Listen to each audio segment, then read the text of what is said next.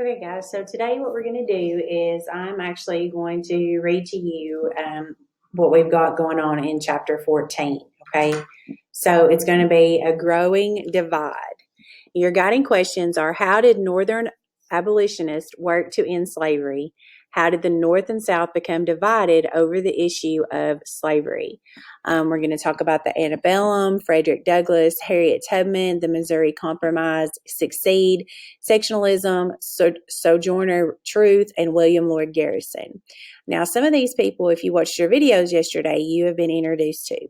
So let's go ahead and get started. And if you'll notice the caption right there with your picture, and it says, this picture is showing enslaved people worked many different jobs on plantations. One of their main jobs was to harvest the crops, such as sugarcane, as illustrated here.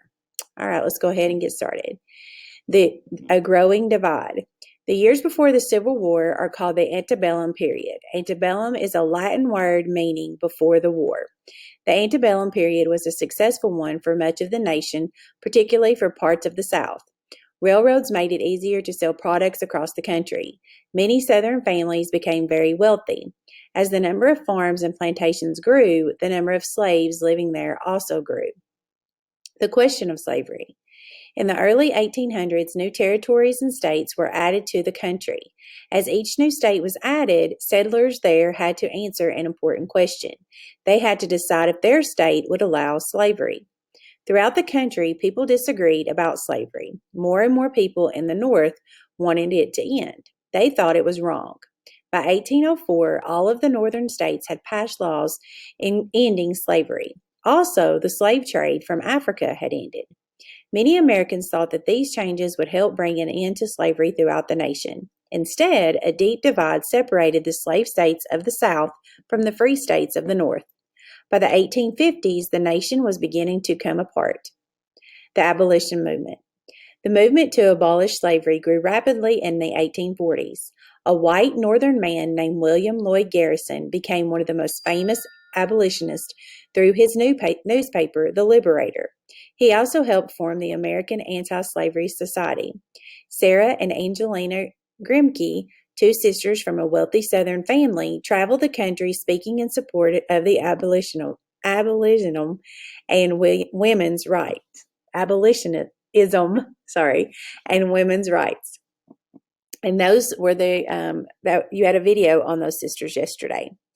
An African American woman and former slave from New York State, Sojourner Truth, became famous for her speeches as well. She also spoke about women's rights. You had two videos on her yesterday. Frederick Douglass escaped slavery in Maryland and became a celebrated author and speaker. He wrote a book about his time enslaved that gained national attention. He also started an abolitionist newspaper for African Americans called the North Star.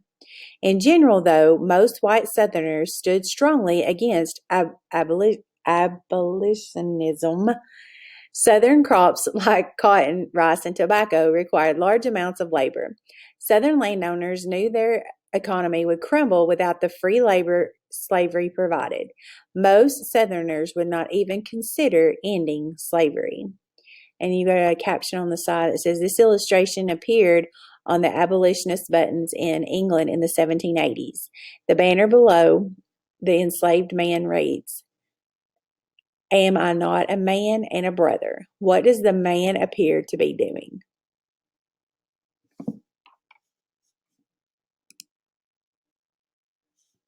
So, in your book, you can actually read over these two pages because it's telling you about the sisters, the Grimke sisters. Sarah and Angelina Grimke were born into a rich planter family in South Carolina. They grew up in Charleston. As children, they saw how enslaved people were treated. Sarah wanted to help them. It was against the law to teach enslaved humans how to read, but Sarah did so anyway. When Sarah and Angelina grew older, they felt strongly that slavery was wrong. Their father did not agree. The sisters moved to the North to join other abolitionists. They wrote about the evils of slavery in newspapers and booklets. They described what they had seen in the South Carolina. After that, they were not welcome back in the state. The sisters built new lives in the North. They continued to work for the rights of Black people and women. Sojourner Truth. Sojourner Truth worked for an end to slavery as well as equality between men and women. Truth was born into slavery. Originally, her name was Isabella Bumfree. She often faced harsh punishment such as whippings. She had 5 children who were also made to work as slaves. In 1827, she ran away with her youngest child. She founded an abolitionist family who helped buy her freedom. Bumfree changed her name to Sojourner Truth and began preaching around New York. She also worked to help the poor. Eventually, she met abolitionists like William Lloyd Garrison and Frederick Douglass. They encouraged her to share her story. Though she never learned to read or write, she gave speeches to large crowds. She spoke about freedom for African Americans. She also gave speeches on women's rights. Later, Truth moved to Michigan. She helped enslaved people escape to freedom in Canada. During the Civil War, President Lincoln invited her to speak at the White House. After the war, she continued to work for African American rights until her death. And this is where they start talking about the Underground Railroad, a way to freedom. In the early 1800s, abolitionists began setting up a secret network called the Underground Railroad to help slaves escape to freedom in the North. The Underground Railroad was not really a railroad, and it was not really underground either. Underground just means it was hidden from most people. However, it got its name in part because real railroads were increasing throughout the country. As a result, terms used in the Underground Railroad, such as conductor, station master, station, and depot, all came from railroading. Travel by night. Escaped slaves or fugitive slaves travel mostly at night. They use the moon and the North Star to guide them. During the day, they hid in swamps, forests, or homes of people who wanted to help them. The people who helped enslaved people run away were called conductors. Many had fled slavery themselves. The most famous conductor on the Underground Railroad was Harriet Tubman. She helped more than 300 slaves escape using the Underground Railroad. Conductors led fugitives and gave them instructions to safe places along the way called stations or depots. Station masters hid slaves in their homes, barns, and churches. Every person involved in the Underground Railroad risked their own life to help others. It was illegal to help a slave escape. Some runaways traveled as stowaways on boats headed up the Mississippi River. As soon as they crossed the Ohio River into Illinois or Indiana, they were free. Other runaways climbed the rugged Appalachian Mountains to freedom in Pennsylvania. Many runaways ended their journey in Canada. Since Canada was not part of the United States, they felt safe there. If they were caught in a northern state, they risked being returned to their owner. Catching fugitives. The long journey to freedom on the Underground Railroad was extremely dangerous. Sometimes slaveholders sent slave catchers to capture fugitives.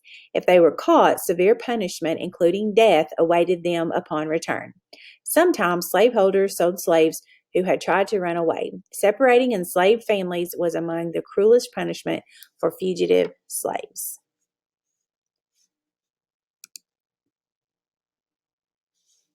Okay, we're going to stop right here, and I'm going to let you watch a video over Frederick Douglass and Mr. Garrison.